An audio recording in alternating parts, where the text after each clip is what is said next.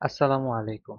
WordPress ওয়েবসাইটের গুরুত্বপূর্ণ একটা পার্ট হচ্ছে ওয়েবসাইট সবসময় আপ টু ডেট রাখা। অর্থাৎ ওয়েবসাইটের থিম এবং প্লাগইন গুলো সবসময় আপডেট রাখা।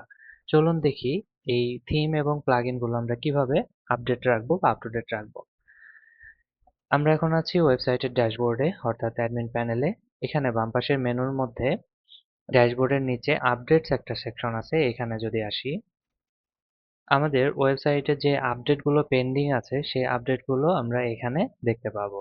আমরা দেখতে পাচ্ছি এখানে একটা প্লাগইন এবং দুইটা থিম আপডেট আছে। প্রথমে আমরা থিম আপডেট করব, তারপরে প্লাগইন আপডেট করব। আপনি চাইলে আগে প্লাগইন তারপরে থিম আপডেট করতে পারেন, কোনো সমস্যা নেই।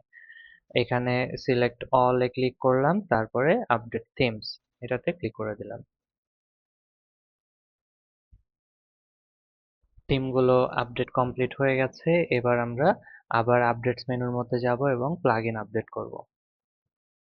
এখানে প্লাগইন সেকশনের মধ্যে যদি একাধিক প্লাগইন আপডেট পেন্ডিং থাকে, সিলেক্ট অল বাটনে ক্লিক করে আপডেট প্লাগইনস এ ক্লিক করে দিব।